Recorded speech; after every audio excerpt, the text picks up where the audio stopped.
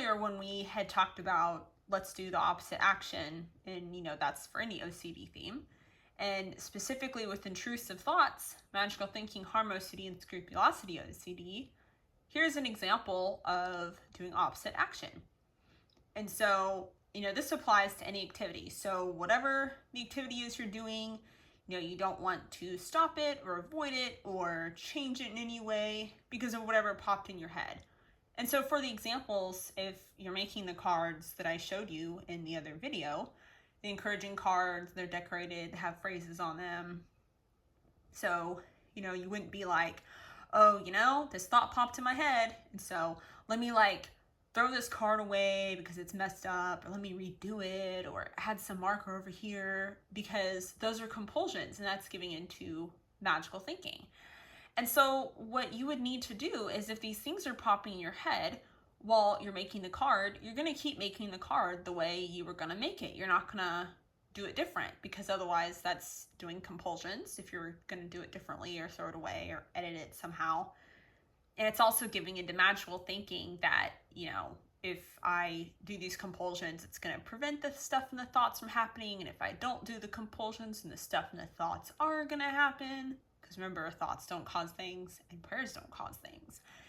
And, the idea of, oh, this thought popped in my head while I was looking at this card I was making, or while I was, writing this thing in marker, that somehow is going to mess the item up. Yeah, that's magical thinking. Thoughts don't mess things up. That's not how it works. And so we don't want to avoid anything. We want to keep doing the activity, keep making those positive cards. And then another thing I want to include here is called suppression. So this is especially relevant to the intrusive thoughts. So if someone who does not specialize in OCD is telling you, oh, well, just think, no, I'm not going to think those thoughts. I'm not going to think that. That's actually trying to suppress your thoughts, which is not possible. And so that's not possible for any human being to do. And the thing is, in treatment for OCD, you don't want to try to avoid things, and you don't want to try to suppress things. And so again, that's why it's really helpful to work with a therapist who is trained in ERP for OCD.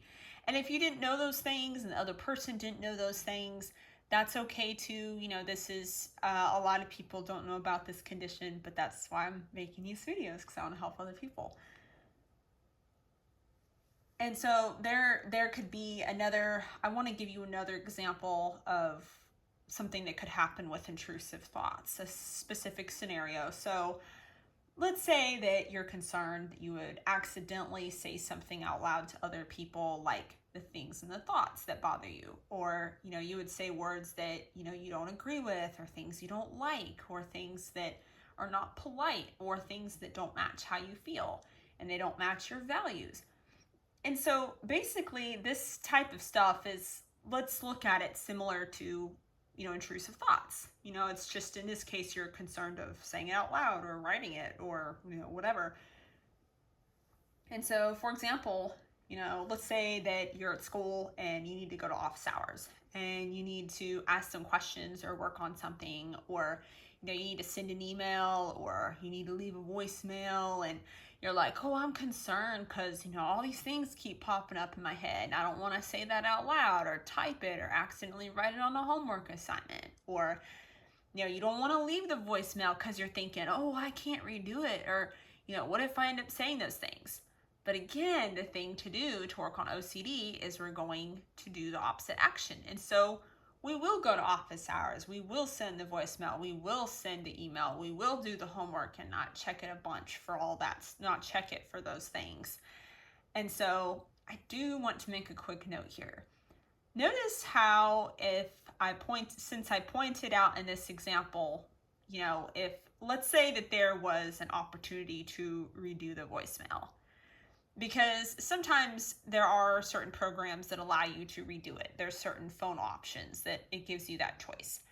But that would be reassurance. That's a safety thing for OCD, because here's the issue. You could say, well, I didn't avoid leaving the voicemail. Yeah, but if you knew in advance that they would let you redo it or delete it if something did happen, then that's serving as reassurance, because you're like, oh, see, when I called this number, I had to leave this voicemail for work. Oh, look, it lets me redo it. Press this number to redo it. And you say, well, I didn't avoid leaving it. Yes, but you knew, reassurance, that you would be allowed to redo it if you needed to. So we just have to be careful with that with OCD, because OCD can pop up with that too.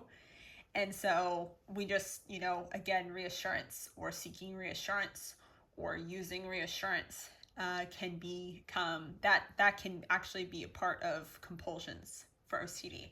So I want to encourage you to go ahead and leave the voicemail and write the email and do the homework assignment, talk with people.